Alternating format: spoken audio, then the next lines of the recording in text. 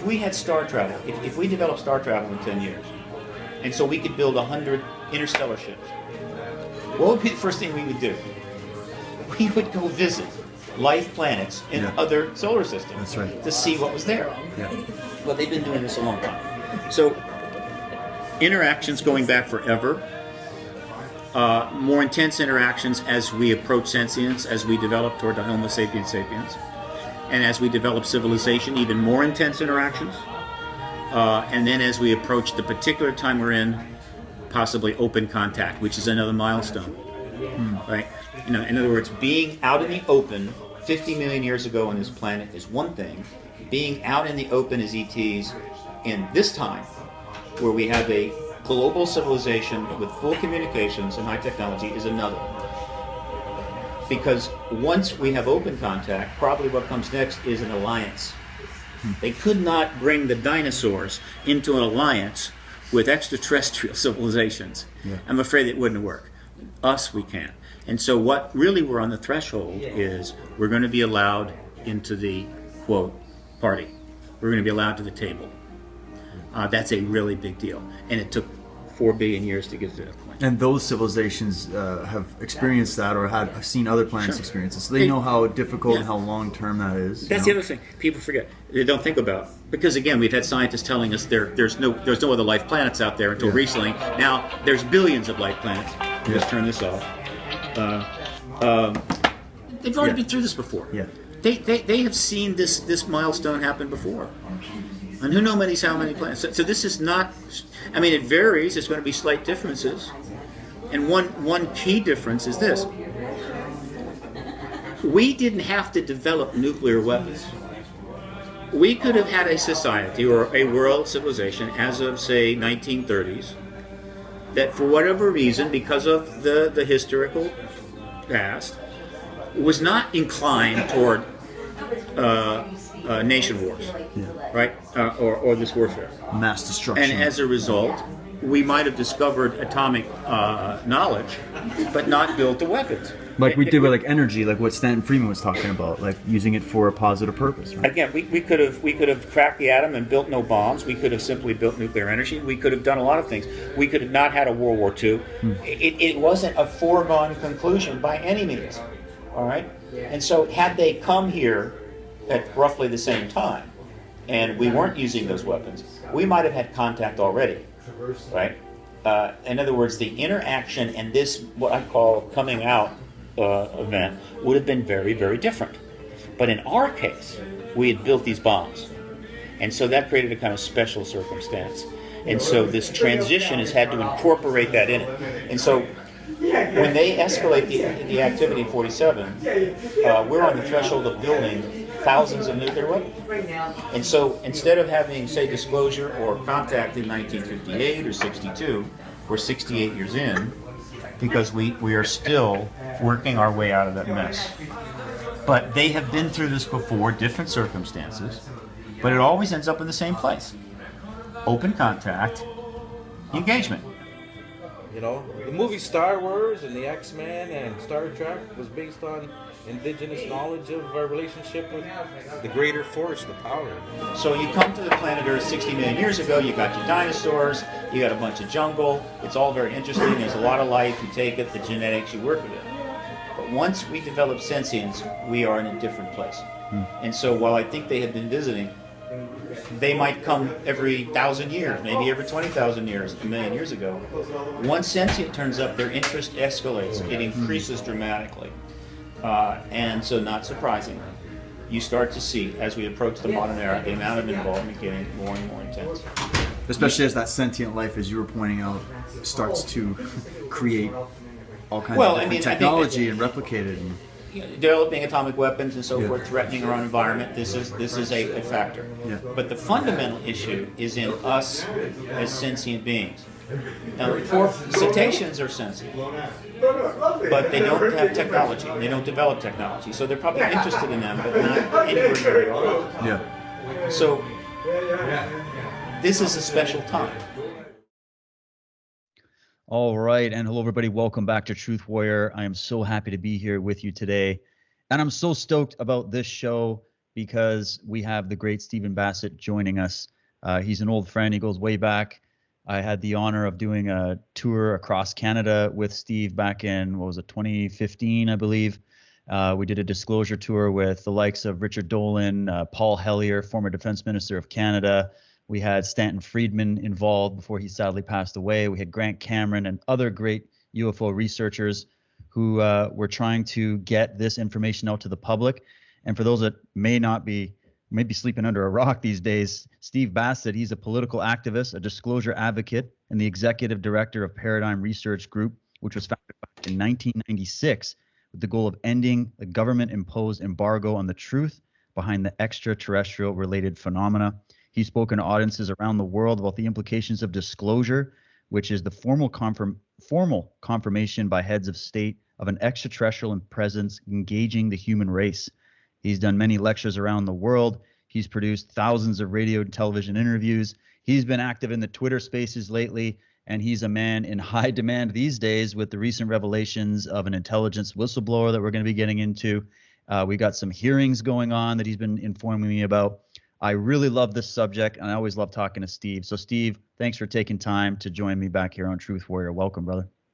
David, yeah, I'm in high demand, but not high enough. All you listeners, call up CNN and MSNBC and ABC and tell them, I'm still here. I'm still alive. Give me a call.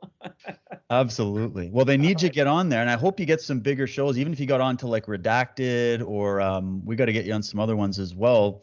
But let's just jump right out of the gates here. We don't have to cover the entirety of the subject. It would take us 75 years to do that.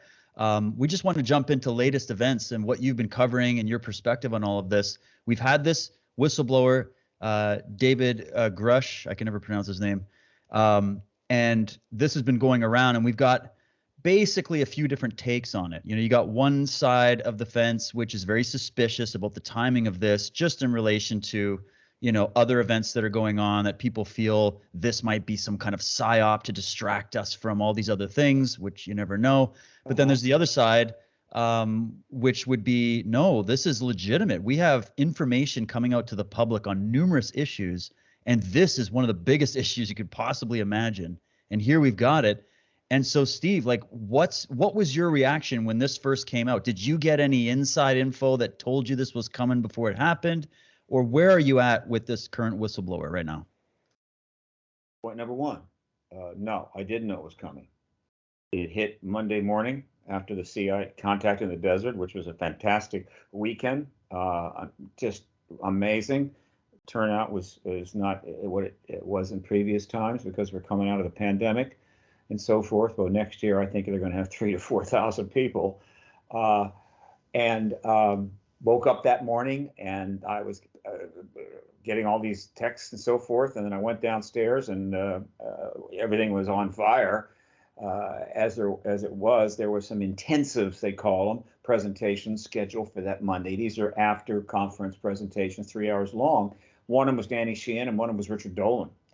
And so we all went into one of the intensives. That was Richard's. He talked for a while, and then we watched the One News Nation broadcast live.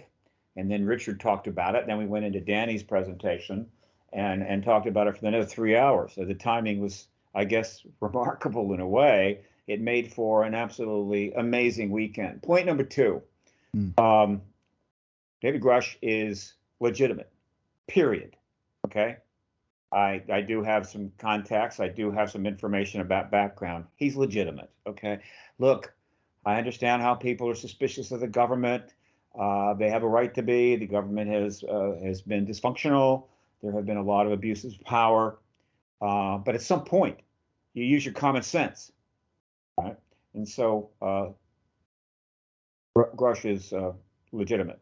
He is a whistleblower, not a witness. He because one thing, he called himself that, right? The other witnesses do not. And he claimed that the activities that he was accounting for, that he had learned about, he felt that they were illegal. And so by that definition, he is a whistleblower, fair enough. But I invite people to remember that most of the witnesses, virtually all of the witnesses that I'm aware of, are not whistleblowers. They are not reporting or wanting to report illegal activities on the part of the government. They don't view them as illegal, but they have extraordinary testimony, which, of course, we know the Senate Intel and other committees want to hear, Arrow wants to hear, and many of them have already been interviewed. And these are the people that will be at the first hearings, which I think are coming very quickly. And they're witnesses. And this is something I keep reiterating. Grush has already gotten death threats because he's a whistleblower, right? And there are people out there that don't like whistleblowers. They feel that anybody like that is a traitor to the country, and so forth. And so I don't want witnesses who are not whistleblowers getting death threats because people in the media or elsewhere, or online and in social media space, just lobbing all into the same basket. There's whistleblowers and there's witnesses. So far, there is one whistleblower in play at this point, and that is David Grush. Now, I just finished watching a 2-hour press conference. 2 hours? 2.5 hours. Dr. Stephen Greer gave at the National Press Club as part of a very long weekend, and he brought forward some individuals who are also whistleblowers, right? And made a very powerful case for the illegal aspect of the government's involvement in this issue, or elements of the government involved in this issue, or elements of secret entities within the government that the government may not know about involved in this issue. Right. That is certainly possible. I don't know if it's possible. It's almost certain. There have been illegal activities with respect to this issue, and he is taking a very aggressive track here. One of my colleagues, a wonderful guy who worked on my political campaign in 2002, Derek Garcia, and actually brought me up to Wesleyan to talk to one of his classes way back 2002, I think, is now a very accomplished attorney, and he is now leading what is going to be a massive RICO case against the government, and to the extent that any entity can be defined, to address all of the, quote, illegal activities. This is interesting, and it certainly is going to accelerate dramatically the need for action by the Congress. They need to get this thing in play and under hearings so that we can get a proper picture going forward, particularly if we're going to see legal actions being taken place. So Grush jumped the gun in a sense. There is a process underway leading to disclosure.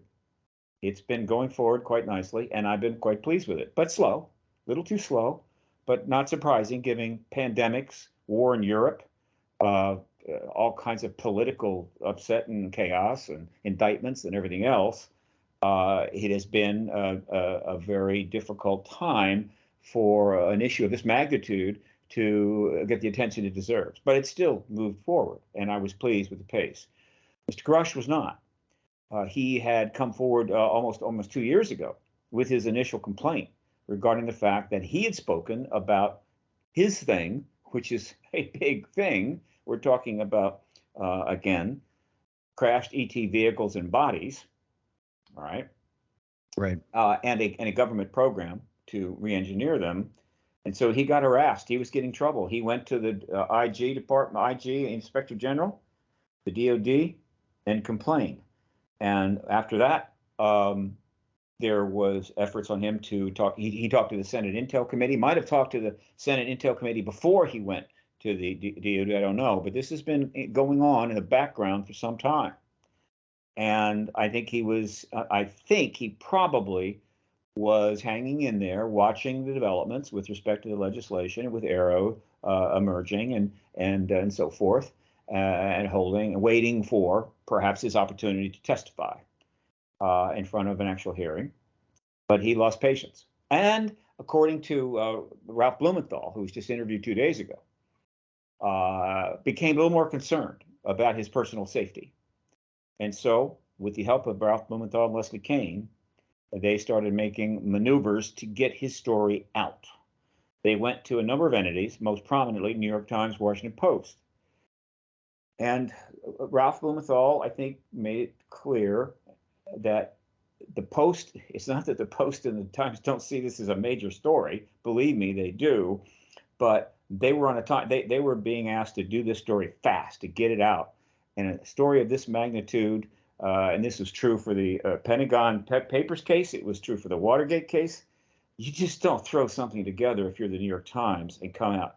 So they deferred on that. And I'm sure they're working on the Grush case and the Grush matter intensely. And you will see articles from them very soon. But they were able to get, not that the debrief is not quality, it is. Great people working there. They do good work. Debrief put together an article, and then News Nation agreed to do an interview, and that all slammed out Monday morning. So that was his move. I think it's going to be a positive. Right now, Greer has now doubled down on top of that. I don't think he knew what Grush was going to do, but it turns out that the timing of his press conference and the subject matter coming only, I guess, what is it, the 12th, 7 days after Grush came forward, is rather serendipitous, to say the least. And once the media finally watches that press conference, let's just say things are about to heat up, David. And it's going to be fun and games. That's all I can say. Wow, great summary. I'm taking notes here, and I definitely want to check out these hearings. So we don't have to get into the background of Grush because there's so much videos. I want to encourage people, watch the full interview, was just released. So you can see, mostly it was just clips of the initial interview going out, but the full interview's there. We now have these hearings that they're bringing out. We're going to have more media articles. So one thing I know about you, Steve, is you collect and actually scout for media articles that cover this subject. You have a great website. Maybe you can tell people about that, and also just how, the average person that's out there just sees little pieces of what you're looking at. Like, what I mean is, if I'm scrolling my Facebook page or my Twitter, I might catch an article here and there about it and then go, oh, I'm going to make up my mind about what I think about it. Or maybe people are going to say, oh, it's only a few media outlets that are covering it. Most of them are still making fun of it. But I believe you said there are literally hundreds of articles from different publications around the world. I think that's growing by the day, that are actually caught doing serious coverage on this story. Is that true? What do you think about that? Thousands. Really? People who have, families to take care of and jobs to go to, they don't have time to do what I'm doing. Very few people do. I mean, very few people are doing what I'm doing. But That's been my strong suit. I'm a lover of journalism. I know how important journalism is. I've been a member of the National Press Club for 30 years. Well, off and on for 30 years. And so back in 2006, I started archiving to the extent that one could on the internet, right? Because tens of thousands of articles are not available that way. And I don't have the time to go cruising through microfiche in newspapers all over the country. But I was able to start linking articles related to this issue in regular press, mainstream press, not fringe, not paranormal, professional media, and linking them on my site. I also have saved most of these 13,000 on my server, so that if a link goes dead, I can then replace it with a link from my server. Unfortunately, some of the early ones I didn't do that, so there's going to be some holes in this. But as of now, it's at 13,000 articles. Now, just since the 2017 developments, which of course really triggered this current process, I think I've logged in about 4,400 articles that are directly related to these developments. 4,400. And so guess what? Anybody who wants to become a pretty much expert on the current developments on this issue, go read those 4,400 articles, and you will know more about the general situation underway than 99.9% of the world's population. But if you don't do that, then you got bits and pieces and what have you. Since the last 10 days, things are pouring out. I'm now 200 articles behind, and I've got to log 200 articles in. It's going to take me probably 15 hours. Now, where is this located? ParadigmResearchGroup.org, or Google my name, Stephen Bassett, not the cyclist, but the activist, Stephen. And then when you get to the website, menu, resources, hover, scroll down to print media archive, punch through, get a flash page, punch through to the full media archive, and you will find the 13,000 articles and soon the 200 more. Each one is by year. So each year you can word search each year individually. Can't word search the whole archive, but by year. So say you put in New York Times into year 2022, and by word searching, it'll just boom, boom, boom, boom, boom. You can check every New York Times article written or every Washington Post article. Or if you have a word like Congressman Andre Carson or representative, you can see articles that are referring to members. So if you're not a word search, you really can pretty much search that page for the stuff you want. So this is one of my assets that I've provided to this field. It's I believe underused. I need to promote it more, but that's something you're referring to, and I appreciate that, David.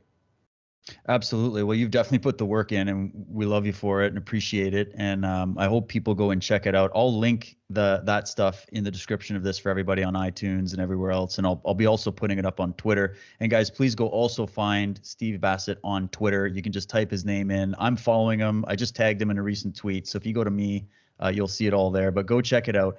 The question I want to go to next is, Steve, you've had your ear to the ground on this full time for decades now, and I wanted to know if when you watched the full interview with Grush, did you start having things go off from other testimony you've heard, other whistleblowers that have come out over the years, or even contacts that you've been talking to from various sources, that everything kind of lines up? Or were there things that he would say that you're kind of like, oh, I'm not really sure about that? Like, where are you in terms of aligning with his overall message that he's trying to bring out? Grush has come forward with straight testimony about what he knows and what he's been told. Right. And unless I have some very compelling reason to doubt any of it, I accept it. This idea that everything has to be then examined down to the last syllable and looking for every little possibility, the truth embargo is dined out on that for 70 years.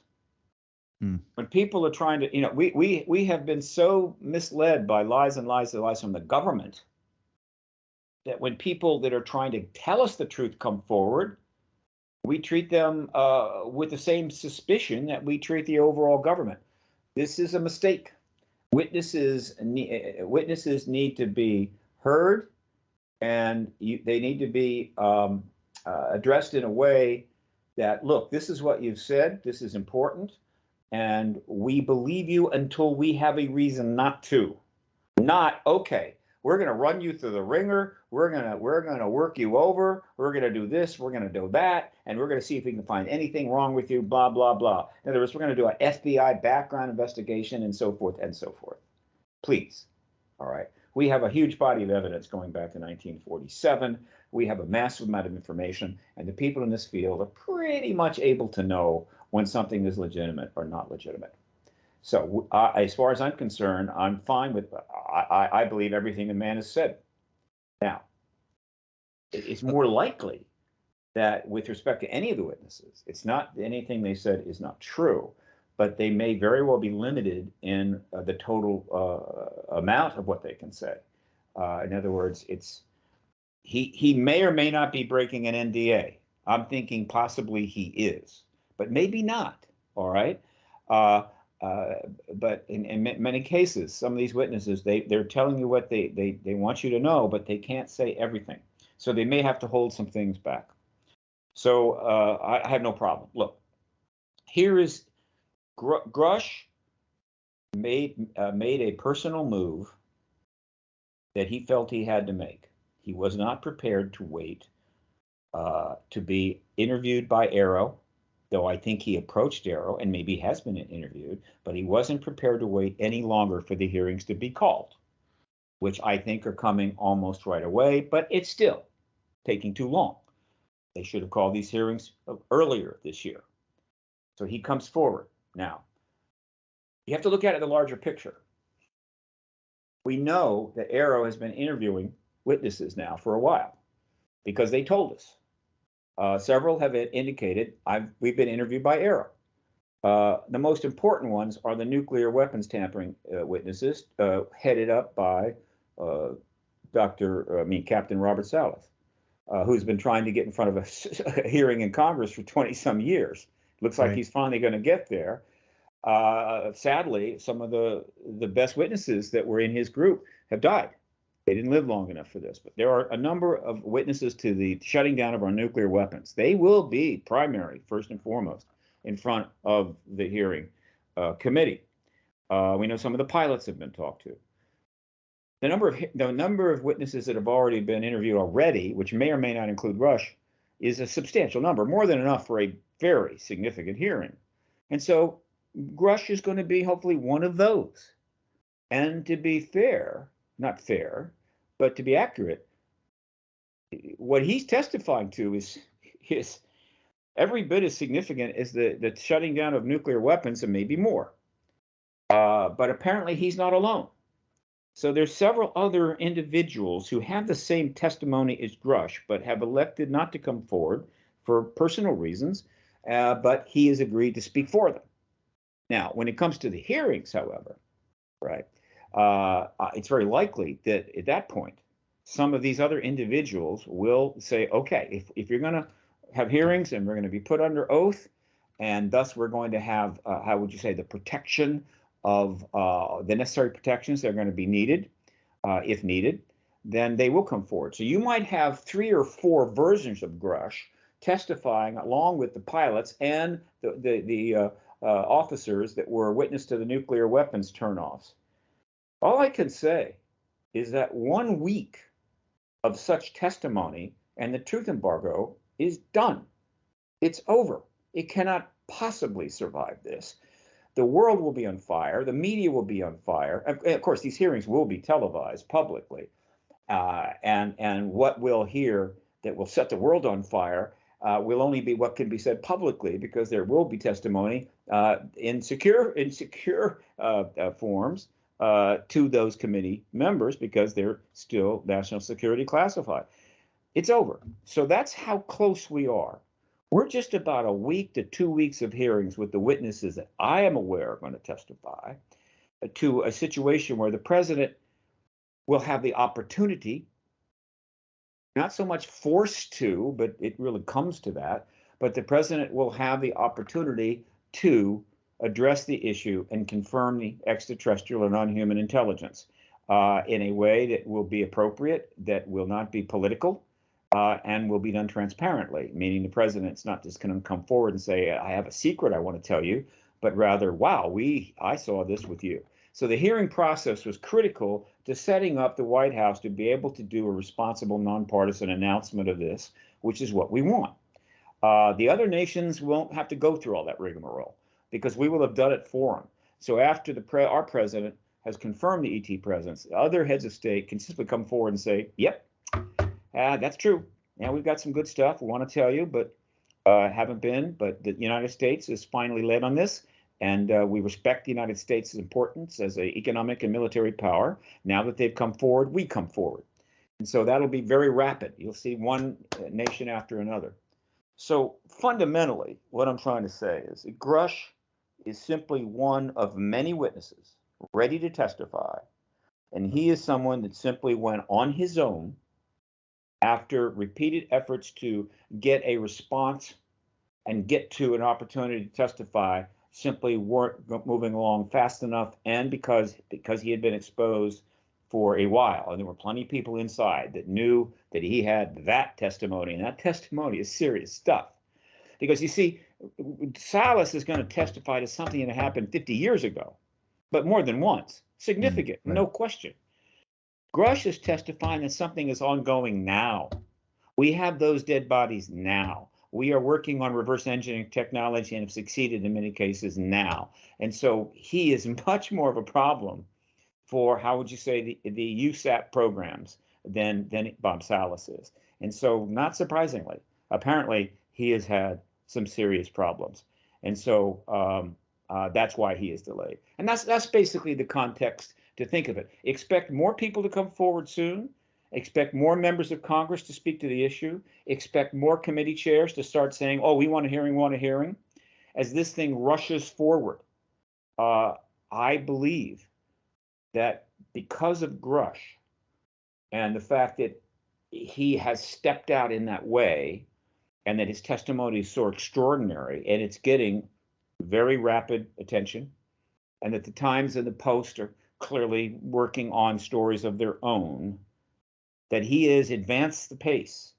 Whatever intransigent Mark Warner may have had about holding the hearing, or any other committee chair, I think now they absolutely have no choice. They must call these hearings as quickly as possible, because this is going to be hanging in the air, and people are going to get increasingly agitated about it, wanting to know what they're doing. And so every day they delay, they are looking weak and they are looking complicit. And it's also important because the president is under similar duress. Yeah, I'm the president of the United States. What? Oh, you say that a man with significant security clearance is saying that we have dead alien bodies? I can't speak to that. I don't know. No, he can't be in that position. It's only a matter of time. This is going to become a major embarrassment for the president. The way things are going, he was going to be able to observe and watch the process and not be forced to address it directly. That is gone now. And so I am hoping that President Biden has already contacted Mark Warner and said, and by the way, Mark doesn't have to do this. Okay, we have separation of powers, and said, Mark, I think it's in the best interest of your committee, United States, and the White House, if you would please announce and put a date, a very near-term date, on hearings for these witnesses, so that the answer to any questions about Grush will be, we are eagerly waiting to hear his testimony under oath before the Senate Intel Committee. I hope that is what is happening. Well, yeah, we've all been waiting for that official acknowledgement. I was just wondering too. There's been rumors going on that Grush is just the first in a line of whistleblowers, as you're hinting at, and that one of the critiques that's come is that, well, he wasn't himself involved. He didn't see it himself. He's just giving secondhand information, so he could be in a disinfo campaign. He's not aware. You know, these kind of critiques, right?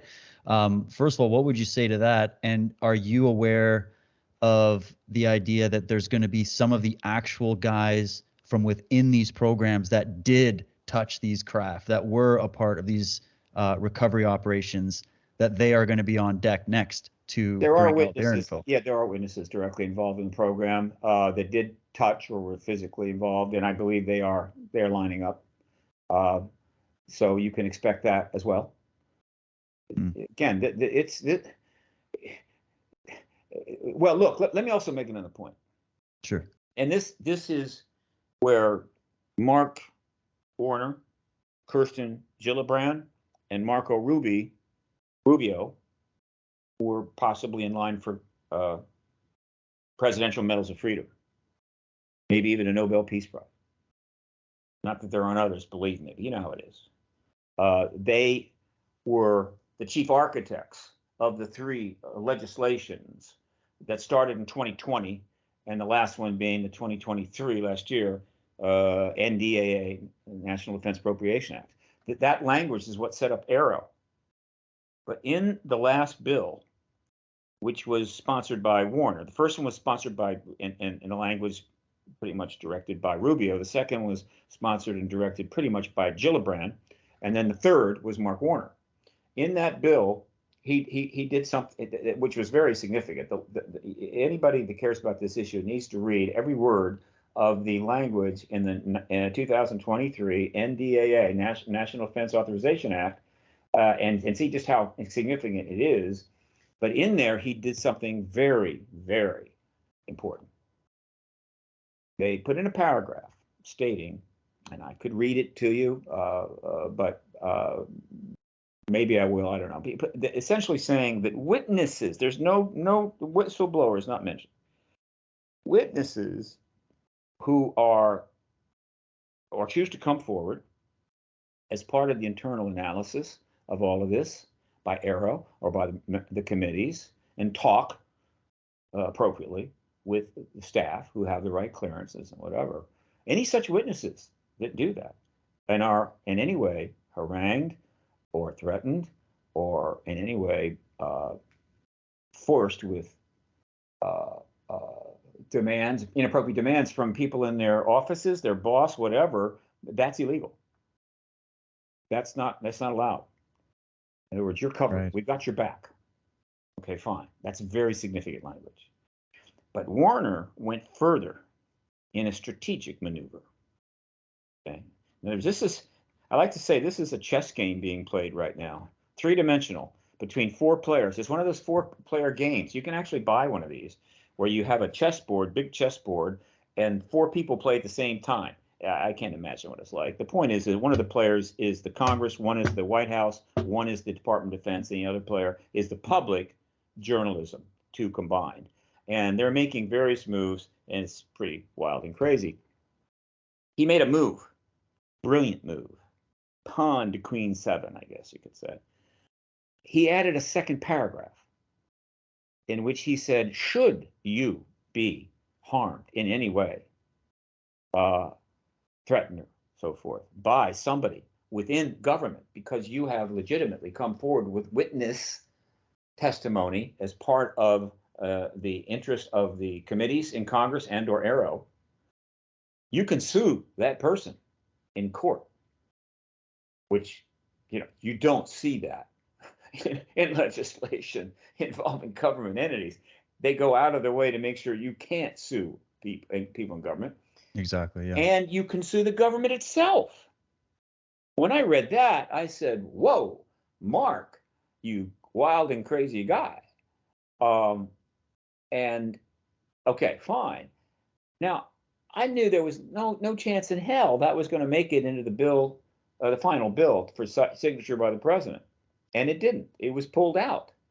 However, that language, the Senate language, was sitting up on the Senate legislation site, right, for months and was read.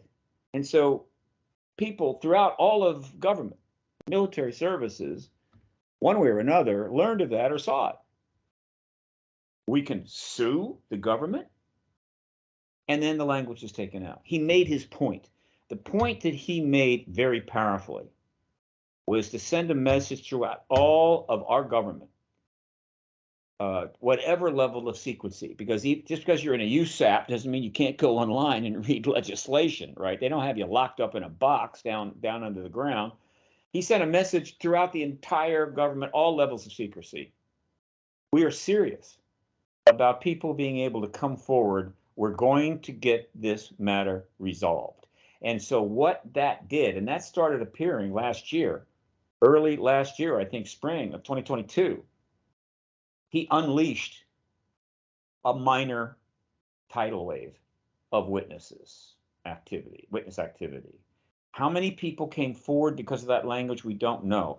But I am pretty confident that what we're seeing in the public space that's being reported, that's being reported by the press is half or a third of everything that's going on behind the scenes. All right, you know what I'm saying? There is a huge amount happening behind the scenes. Witnesses going here, witnesses going there. In other words, this thing is heating up, as you can imagine, and it's heating up fast. So I wanted to get into that, and so I think Grush had already approached the Department of Defense's IG office, or the IG office for the intel community, before that language appeared. I think that is the case, but I can assure you, once that language appeared, Grush's willingness to take greater chances certainly increased. And so ultimately, I'm sure the language in that bill, particularly the initial language before it was taken out, helped Grush make the decision, I'm going to make my move on this. And so you see how the chess game is being played. Yeah, absolutely. This is incredible. Well, let's talk a little bit to the skeptics, Steve, for a sec, because we got Michael Shermer and Mick West and friends on Twitter right now trying to tear this story to smithereens and debunk it because that's their livelihood. That's what they are. And hey, it's good to have critical eyes on these things. Yeah. But they're more than just critics. They're very cynical at this point, basically trying to say it's all smoke and mirrors. The entire subject is smoke and mirrors. We've had this since the beginning of this phenomena became part of the public awareness. There's been these professional debunkers, and then what happens is that sort of leaks into the public arena. People pick up on that. The people that would prefer to not look at this subject or acknowledge it would be able to jump on the back of that and go, see, look at all these little mistakes, or look at all these little errors, or all these things. And so maybe regarding that, think of those types of people in your mind, and you can talk about the general subject of the UFO ET presence, but also in relation to this case. How would you talk to a Michael Shermer or a Mick West, or say, my grandma, or somebody that's just like, no, it's bullshit? What would you say? I wouldn't. I don't Although my grandma's quite lovely, though, just to say. I don't talk. I really don't much care what they think. I think occasionally I've seen something which looked like some analysis that was some value. There is, some of these individuals are playing the skeptic game, and they're pushing the envelope, but some of them are pretty smart, and they've done a little bit of analysis. And I note that. But their situation with respect to the issue is of almost no consequence. They have almost no way of affecting this at this point, so they're just not important.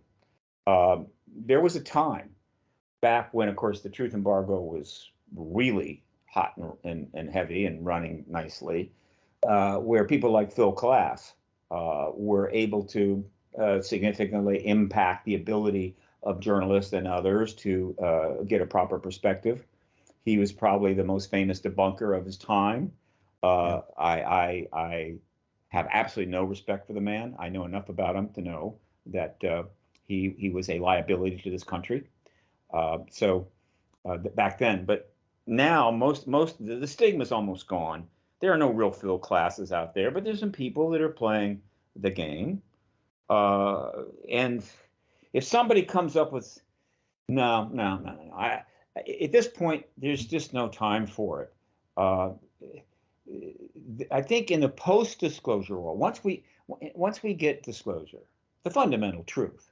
Now, any debunker out there that says, no, there's no ETs here, I absolutely have no time for them at all. But after disclosure happens, and we get into the process of now the government bringing out information, hopefully at a pace that we like, there's going to be a lot of back and forth about why won't you tell us this and not that? Why do you tell us this, not that? Why can't we get it sooner? And I think that there will be some legitimate skepticism, and I hope skeptics that will come forward to analyze the government's process of bringing the information forward to make sure that we're not getting played. All right. In other words, that skepticism from us, right, to the government in service to the public's right to know. That kind of skepticism I welcome, and I hope it comes forward. But in terms of this issue, the number one problem the skeptics have, every single one of them, is they go on and they go on and they can go on and on and on, and you never hear them say one thing about the truth embargo, as if it doesn't even exist. It's all about, you didn't get this right, you didn't get that right, this could be wrong, that could be wrong, but truth embargo, what truth embargo? In other words, whether they know it or not, they're literally servicing that policy, which is now 76 years on. And so if you're not going to acknowledge the truth embargo, I don't really give a damn what you have to say. Great answer. That's definitely, because there's so many moving pieces. And in the end, if this is all legit, if what David Grush is saying is true, if what all of these whistleblowers, like you mentioned, Salas, and there's so many others, and all these amazing cases that go well back, I think people forget just how massive the data collection process has been, how much data there's been for, as you said, 76 years now. Oh, yeah. And there's just a mountain of evidence for the average person to catch up on, even to get caught up. But in a way, they don't even need to now, because this is just coming out bit by bit. this whistleblower who has been totally vetted. He is who he says he is. He's not a fake. Is coming forward and saying a lot of things that we have all suspected and thought and heard from many others. I remember even having many discussions with Paul Hellier about this back in the day, and he would tell me very similar things just off the cuff that you'd hear from someone like David Grush and many others. So these are high-level politicians. These are people that were behind the scenes in many cases that would say these things. And so if we've got another wave of whistleblowers coming out, and then we can get media, whether it's... Sorry, go ahead. Another wave of witnesses. There won't be a wave of whistleblowers, but there will be many more witnesses. In other words, the whistleblower ratio to witness is probably going to be about like 1 to 15 or something like that. Okay, yeah. Okay. Yeah, that makes sense. Yeah, so yeah, people that, and you're talking not just Joes on the street, like high-level trained observer type witnesses, yeah? Yeah, the interesting thing, I think, most of the testimony that we're going to hear in front of that, when the first committee hearing, we already know. In other words, the citizen science research effort, going back all these decades and all that it's amassed, which is more than enough to prove it several times over, since the government said there's nothing there and therefore the proof is irrelevant. But it is relevant, and it's proven that the non-human intelligence presence and a lot of other things beyond a reasonable doubt. Most of what we're going to hear, the vast majority, we already know. When I say by we, I mean the people that are involved in this issue and have done the research or are aware of the research and have followed it, we already know. There will be some we don't know. And that's what I'm really interested in. I'm waiting for that stuff, because if it's something we don't know, then there's a good chance it's really interesting. Perfect example. At Greer's press conference this morning at the National Press Club, which was broadcast to the world, I think at one point they had 8,000 people watching. That's good. There was a witness there I'd never heard of, and he brought up something which was pretty exotic. And just in a nutshell, he was testifying to the fact that we have in the Antarctic a neutrino tracking, a very complex system involving neutrino tracking that is not only being used to track ET craft, but also possibly to try to shoot them down. Run by a massive energy system that he doesn't know what it is.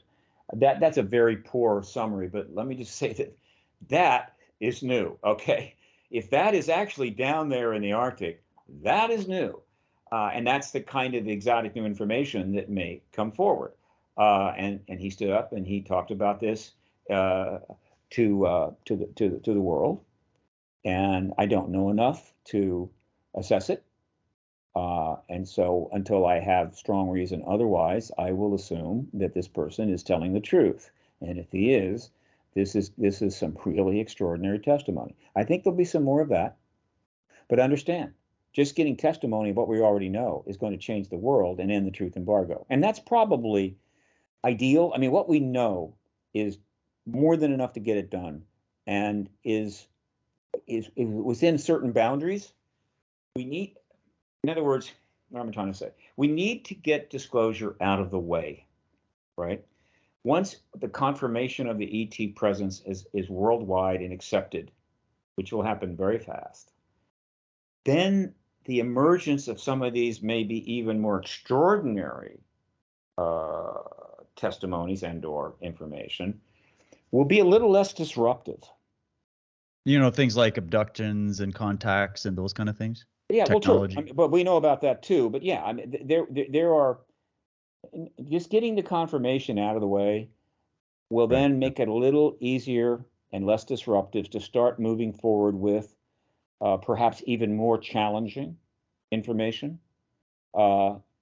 This is a big universe, and there's a lot of ETs here, and God knows, right, what other things we're going to learn. All right.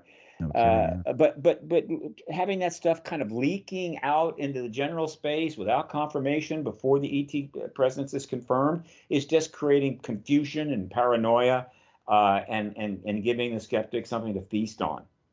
Now, there's a truth embargo, as I've said many times, makes fools of everybody. everybody. Presidents, members of Congress, generals, admirals, the CIA, me, everybody is made a fool by this embargo because it's the containment of information so significant and a containment so elaborate and involving so many moving parts.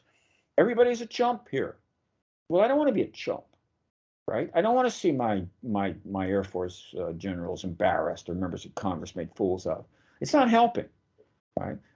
So ending that truth embargo shifts everything. Now we're in a truth space. Now people can come forward and be properly heard, and we can learn more. And if we learn some really upsetting things, we can all talk about it together, go on Twitter and exchange our thoughts and try to adjust to the world as it is and whatever comes with that. And that's why ending the truth embargo was so critical. Without that, nothing good has come from maintaining this truth embargo after 1991. After 1991, it should have ended. It should have ended in the Clinton administration.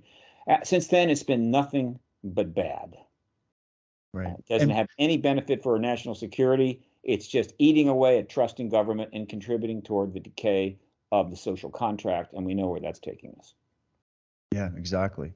What do you think the reason is for a 76-year-long truth embargo? Is it because the way I've spoken to military, I've spoken to people about this, and I've interviewed a lot of people with different opinions, but the standard answer would be, okay, back in 1947 or maybe even earlier when they first discovered some of these things, it was a reaction of fear on behalf of the government and the military that this information would melt civilization to the ground. People would go crazy.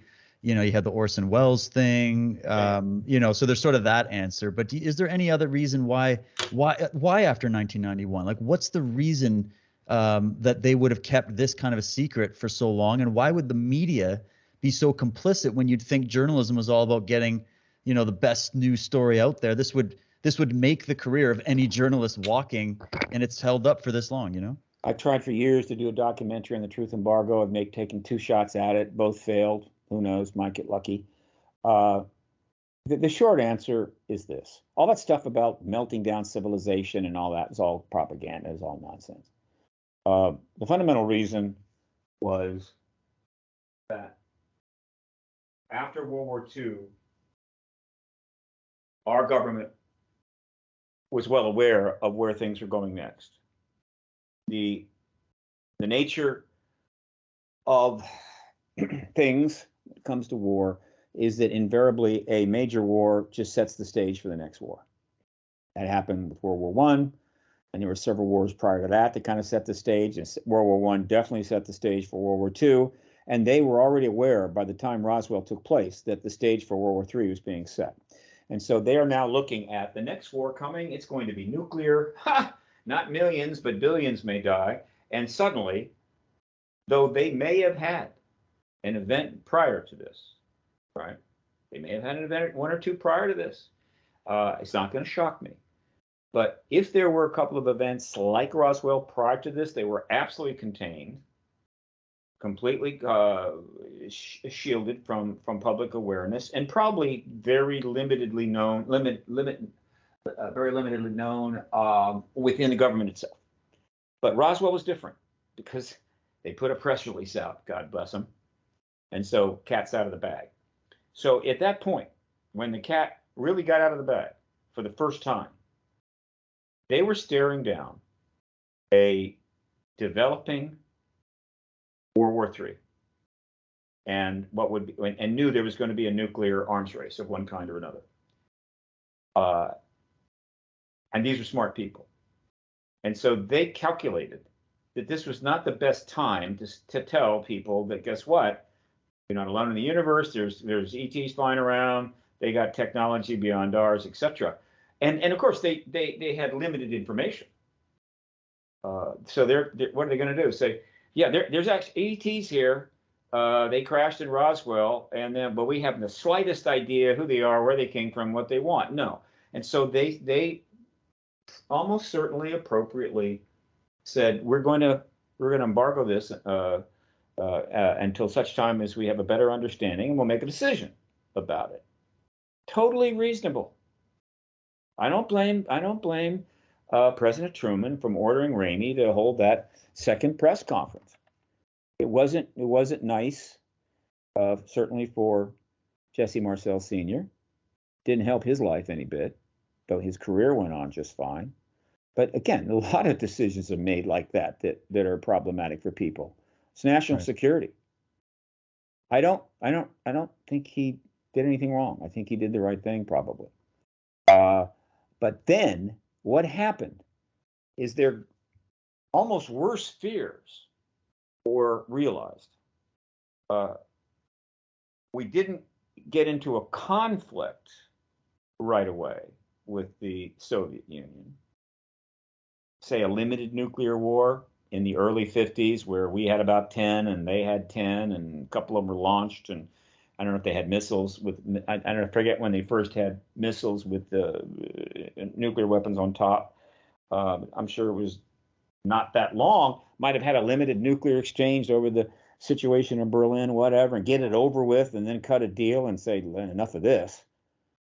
That would have been one thing, but that's not what happened. What happened was, and you got to give the human race credit, boy. We got some serious issues. No kidding. We decided to have a nuclear arms race and build 86,000 nukes and put them on submarines and platforms and underground and of course airplanes and very likely satellites, and create a world that had to live and still lives under a acronym called mutual assured destruction. Meaning the only reason why you're not dead is because the weapons are so awful we can't use them unless we accidentally do it. That's what happened. And so they clearly decided that until this gets resolved, we are not tossing the ET thing into the mix. And so the extraterrestrial reality confirmation was absolutely locked down during the, quote, Cold War I, which does not end until 1991. And so at the point that we finally get a major shift there, where, and it was pretty major, the Soviet Union says, okay, enough's enough. They allow 14 republics to go independent. They outlaw the Communist Party and all become capitalists. We won. And at that point, there was a legitimate basis to really consider ending that embargo. But by then, it was institutionalized. Those that were participating directly or indirectly, implicitly or explicitly, like the entire media, like the academics, and on and on and on, it was institutionalized. They didn't need any reminders. They didn't need any emails sent to them. They simply understand that's what you do. You know, society's like that way. You get up and there's things you do and things you don't do. And so it was institutionalized. So it was going to take a little effort to undo it. And that first effort came under the Clinton administration starting in 93. And it failed for a lot of reasons, not the least of which is we didn't handle, like with World War I, we did not handle post-World War II very, very well. We did a lot of things that almost guaranteed it was going to be awful. Bad decisions were made on both sides. And so even I'm saying post-World War II, I meant post 91, post end of the truth. I'm sorry. At the end of the Cold War, we did not handle things well, badly. And so consequently, that initial effort, 93, 94, 95, didn't work. And so now the decision falls to future presidents. So from the period from 93 to now, 30 years, the truth embargo has lasted. And part of the reason for that is that we actually started another Cold War, Cold War II. We just didn't call it that. Politically not advisable. All right, politicians were going to stand up and say, we're in a new Cold War. Nobody wanted to hear that, but we were. And a new kind of arms race. And an increasingly unstable world in a lot of ways. And so ultimately, more bad decisions, failure to reform, failure at the UN, the embargo continued for another 30 years. I mean, that's the short answer. I assure you, there will be 1,000-page books written about the truth embargo. Oh yeah, I can imagine. If I could sit still longer than 5 minutes, I'd write one. But the point is that's the basic answer, David. And it's one I've been giving for a while, and I still think that is roughly a reasonable summary. Oh, that sounds good. Final question. I know you're a busy man. What does the post-disclosure world, I know you could talk for hours on this, but just like, let's say this process of witnesses is brought forward and we have this drip, and then all of a sudden we get some big admissions and some big things, and then finally it leads to that moment. The world, it's undeniable. The world has actually shown evidence as well, not just testimony, right? And we have an official recognition of the ET presence engaging this planet, and it goes worldwide, and we're there. How do you see things going? Do you see people freaking out too much? You obviously don't believe that this is going to melt everything down, but what do you think happens after that moment? We're going to be in a bit of a shocked state. This is going to shake up everything we thought we knew. What do you have to say just briefly about a post-disclosure world? Again, thousands and thousands of books will be written about the early months and years of the post-disclosure world. Thousands. There have been 50,000 books written about the Civil War. Can you imagine that? Now, it lasted 5 years, so it kind of was a fairly long war, as ways go. But the Civil War, to me, was, I don't know, just more stupidity. And while it was kind of important, it's trivial compared to what's coming now. So how many books will be written about this transition in the post-disclosure world? I don't know, 100,000? Of course, they'll be Kindle. I mean, we won't be cutting down trees. It'll all be on Kindle.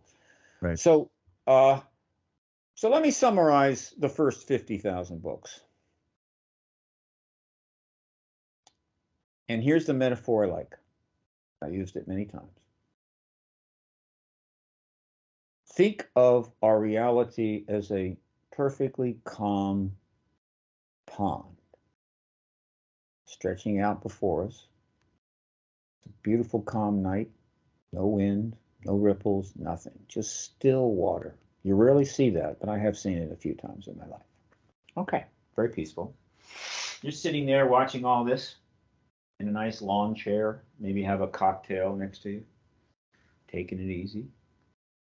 And then out of the sky comes down a pebble, not very large, one of those tossing pebbles, the kind you skip water with. And suddenly there it is hanging in front of you. And you're going, well, where did that come from? That came out of nowhere. And then it drops into that pond. And you're watching it go, boop. And what happens in the real world is that suddenly large ripples go out in every direction, 360 degrees from that place where that pebble or that fairly substantial stone hits that perfect pond. And you can see them going out in all directions. And as they get further and further from the impact point, those ripples become smaller and smaller and smaller. This is simple physics. Until pond is smooth again. Disclosure is the anti-gravitic opposite of that. With disclosure, what happens? Disclosure is that pebble, that rock. Our reality is that pond. And when that rock falls into our nice, smooth, at least we think it's smooth, pond of reality,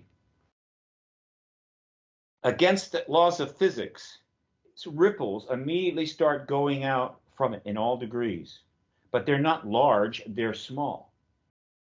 Perceptible, but not large. And as they move further and further away from that moment of impact, they get larger and larger and larger and larger. And so you see it's anti-gravitic. It's not the way it works in real life, but it's the way it's going to work in terms of this paradigm change. That is the way I can describe the post-disclosure world. Those initial ripples will be fairly small, but they will be discernible. We'll call those the ripples of change. And so the change effect will start off fairly small, But as we move forward in time, it will grow and grow and grow. And the impact on our world will intensify. That's what will happen in the post-disclosure world. Now, in terms of the initial changes that I think are going to be fairly small initially, there are probably untold numbers, a couple of 100 million little things that are going to change. Who knows? Some things will be more than others, but the collective change will still be what I would call fairly limited in size in terms of that wave. And then as you move forward out away from it, counterintuitively, will grow and grow and grow as the effects of disclosure start changing our world in bigger and bigger ways.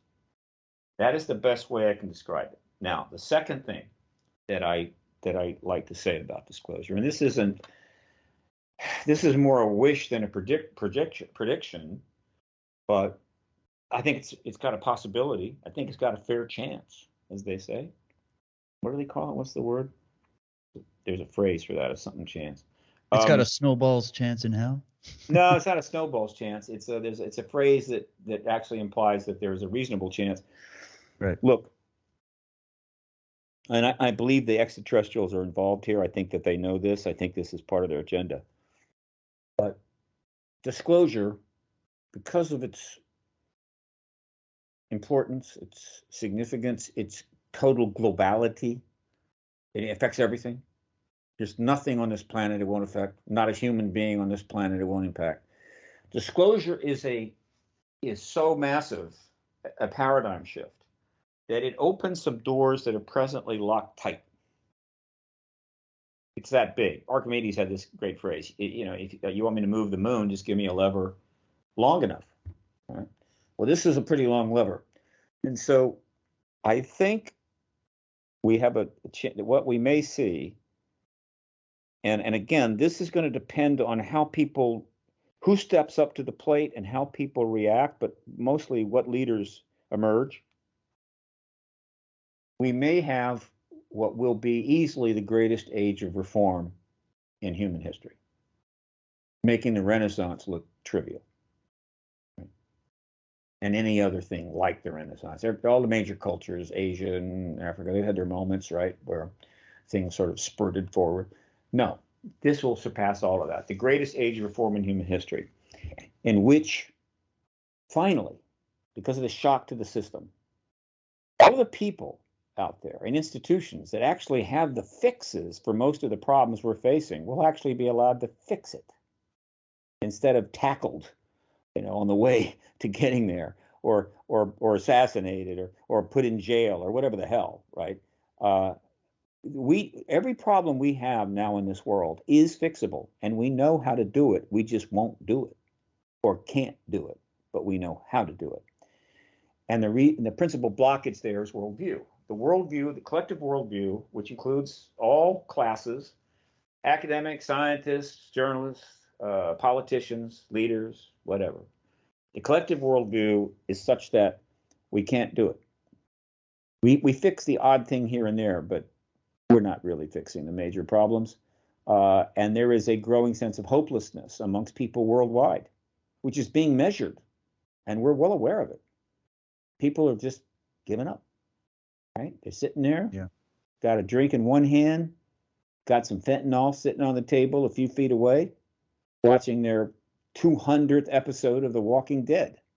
I mean, that's the kind of the way I kind of look at it. So we're losing hope. This may open the door, and people say, wait a minute, we can fix this. We can fix the UN, right? We can get rid of the nukes. We can clean up the Pacific Ocean. We can do something about the 100,000 homeless sleeping on the streets of California and the millions sleeping on the streets worldwide, and on and on and on. We can just fix it. The greatest age of reform in history, which might be assisted by ET if they choose to go into open contact with us in some period post-disclosure, which I happen to think will happen, and I put it at 2 years. I've always said that. That's my picture of the post-disclosure world. It is fundamentally optimistic, but I'll tell you this: we're still dancing on the edge of nuclear war. It could happen tomorrow. And so if it happens, the question of the post-disclosure world is moot. And so one of the reasons I keep bringing up, to those that are saying, let's not rush this. Let's take a little time. Let's think it over, right? I mean, I'm running for election. Maybe I should wait, whatever. Hey, we could have nuke war tomorrow. And so if there is any chance that this paradigm shift, which I call disclosure, formal confirmation by the heads of state of nations of the presence of extraterrestrials or, quote, non-human intelligence, if one just can't handle that word, it is hard to pronounce, then we could have that war. If there's a chance, what I was trying to say, if there's a chance that ending this truth embargo could really improve not the prospects of denucleifying and ending this awful acronym under which we live, mutual assured destruction, we have to do it. Because we will have that war if we don't do something pretty soon. It is inevitable. We've almost had a nuclear war several times. Accidents, misunderstanding. We're lucky to be here. And yeah, the ETs turn off our nukes. That anyone who thinks if once we launch them, that they'll stop them in the sky or turn them off or whatever because they love us so much, well, you're making the ultimate Texas Hold'em bet. All in. If you're wrong, it's all over. If you're right, hey, great. Right? I don't want to make that bet. And we're crazy to make that bet. And so it comes down to this. Disclosure or nuclear war, which happens first? The doomsday clock, midnight, nuclear war. The paradigm clock, which I published in 1990, I think 8 or 7. Disclosure, as I defined it. Capital D, confirmation event from the head of state. First one, probably Biden, followed by all the rest. This is the simple equation on which I kind of view the world. A race between two clocks. Which one hits midnight first? Wow, just a riveting answer, and what a great metaphor with the pond and just how the ripples will continue to cascade outwards from you the like release my of pond this. metaphor? Oh, thank you, David. I loved it, man. So You know what's happy. funny? I I've love listened my to you. pond metaphor. I've listened to you for years, and for some reason I missed that metaphor, so that was a good one. I don't pull it out every time. I try not to wear it out. You don't want to wear it. You want to hold it in the back pocket there. Yeah. Yeah, right. Well, I personally, for me, and I'm with you, like that's a really good comparison to give people as to a necessity for this. But even just the impact on the sum total of human knowledge. But this would start the whole discussion about our origins, about some of these misunderstandings, about understanding who we are, about just learning the truth of our reality, and being able to live in a world where people are able to discuss these truths in a way where they're not constantly hounded by these debunkers or the media or the government holding it back, that embargo is lifted. And then that can open the door for other truths that have been suppressed to also come forward. And that's the kind of world I want to live in, the truth world, the world of people that are here for the truth. They want to know the truth, and they're gets their curiosity going, and that stimulates an awareness expansion in our consciousness that might help us in the process of dealing with many of these problems that we face. So I'm personally just curious. I want to know, and I know everybody listening right now wants to know. So I really hope we get there. I believe we will eventually, and with people like you, Steve, out there, beating the war drum and keeping this going. Hats off to you. Really, really good. We could talk on so many points, but maybe just leave people once again with where they can find you, your socials, anything that you got coming up soon. And then you and I got to do this a little more often, especially as this unfolds, so we can keep breaking this news to people. So thanks again, Stephen. But leave us with where they can contact you and where they can learn more. Look, I'm about to put out an update with my interview schedule, effective today. I didn't get it out in time for your show, David. I'm sorry, but I got completely absorbed. Well, the press conference, I would have, but Greer's press conference started at 11. Okay. But I'll be on Peter Robbins' Meanwhile Here on Earth program live tonight at 4 p.m. Pacific time. I'm doing a Clubhouse, which is one of these new meetup apps, at 7 p.m. tonight Pacific time. I'm doing a podcast called Curious Realm tomorrow. Then I'm doing Nathan Williams's podcast on Wednesday, another Twitter space on Friday, and then I'm doing San Diego MUFON on the 18th. I'm going to send out the schedule, but here's the deal. My website is paradigmresearchgroup.org, or Google Stephen Bassett with a PH, right? Stephen Bassett with a PH, and it comes up pretty quickly, high on the deal. If you go to the website, up in the left corner, you can subscribe to my email list if you're not on it. If you do subscribe, then you're going to get this email very soon from me, where I give you the schedule. But it's also how I keep people updated. So do that.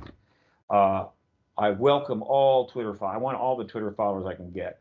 My Twitter handle is @Steve Bassett, STEVE Bassett, BASSETT. It's also, it can be found by searching Twitter for Paradigm Research Group, and that's how you get me on Twitter. I do have a number of Facebook pages. If you're on Facebook, you can check those out.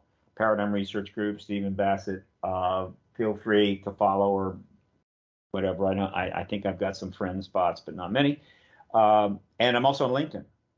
Right, so you can find me on LinkedIn, hook up there. So that is pretty much how you can interact with me. And my contact information is up on the website. But most importantly is to get on my mail list. All right, and Twitter.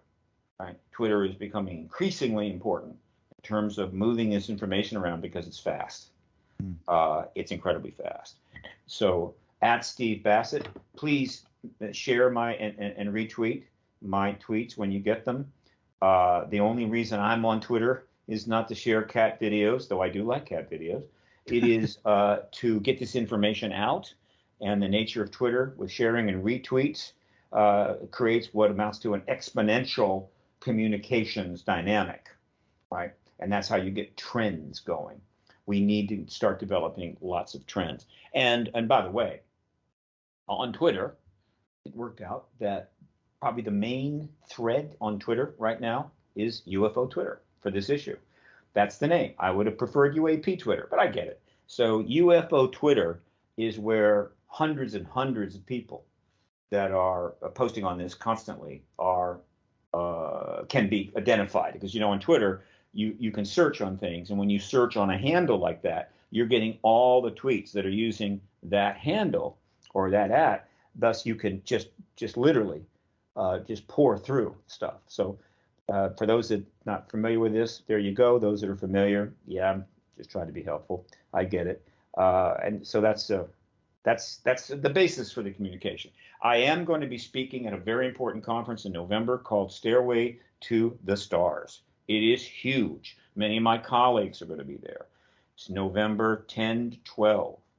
2,000 rooms at the Luxor are being reserved for this conference. That is how big it is, and it's the Luxor Hotel. And it is massive. Stairway to the Stars. I have it hooked up on my website. You can find it under conferences. You can easily Google it up, Stairway to the Stars. It's being put on by the Disclosure Fest Foundation.